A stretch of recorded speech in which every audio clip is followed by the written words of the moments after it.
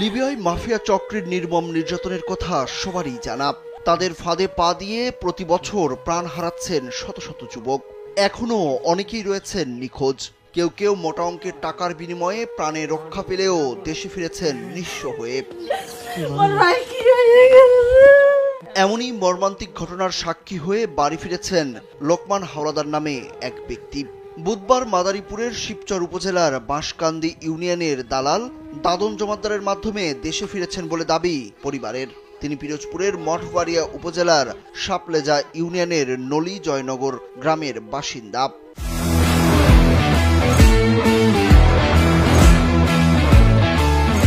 আমার এত মারা মারছে, আমার পিঠ পচিয়ে গেছে। আমি গেঞ্জি খুলে দেখাবো, আমার পিঠ পচিয়ে গেছে। শেষে আমি সহযোগ করতে না পেরে বলছি তাহলে আমার সন্তান বেঁচে এলো, মানে টাকা গুছিয়ে দিতে পারতেছে না। কইছি যদি সন্তান বেঁচে যদি আমার ছাড়ার লাগে তাহলে আমার ছাড়াই। আমার এরা কোনো কাজে টাকা পয়সা গুছিয়ে ছাড়াইতে পারে না। বিভিন্ন জায়গায় ভিক্ষাবৃত্তি করছে, এই বাজারে বাজারে চাঁদা কালেকশন করছে, বহুত কিছু করছে।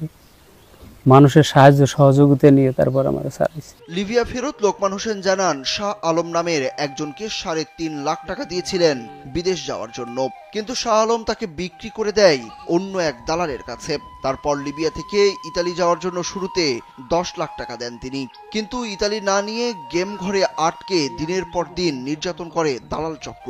গেম দিল, কিন্তু বোর্ডে ওঠার আগে আমাদের ওরা বিক্রি করে ফেলাইছে। এক তো টাকা ওরা নেছে, আবার বিক্রি করে সেখান থেকেও টাকা নেছে। তাই বোর্ডে ওঠার সাথে সাথে আমাদের ইতে ধরছে, ওই মাফিয়া ধরছে। মাফিয়ার কাছে বেশি ফেলে মাফিয়া নেওয়ার পরে মাফিয়া ঢুকানোর সাথে সাথেই আমাদের এক একজনের 5-7 জন মার শুরু করে দিয়েছে। স্থানীয়রা জানান লোকমানকে ইতালি পাঠানোর কথা বলে রুমে আটকে নির্যাতন চালানো হতো।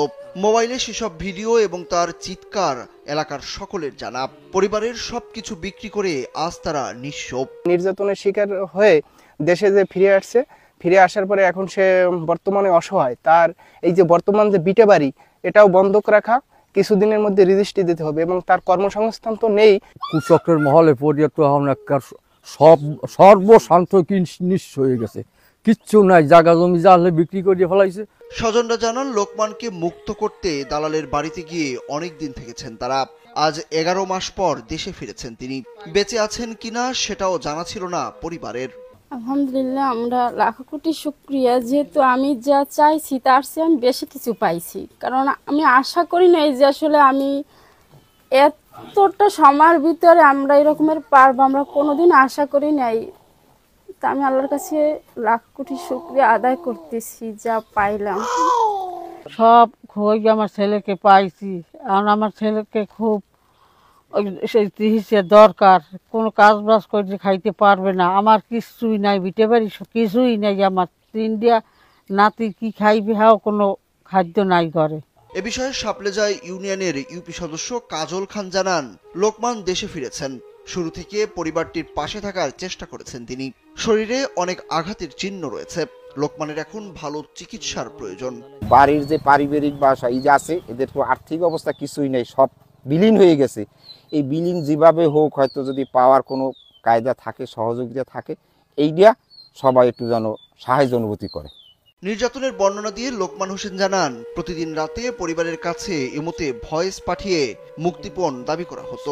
সেখান থেকে মুঠোফোনে ভয়েস পাঠিয়ে বাঁচার আকুতি জানাতেন লোকমান। যখন পরিবার টাকা জোগাড় করতে পারেনি তখন 3 সন্তান বিক্রি করে হলেও বাড়ি ফেরার আকুতি জানিয়েছিলেন তিনি। সুরজ আহমেদ, কালবেলা।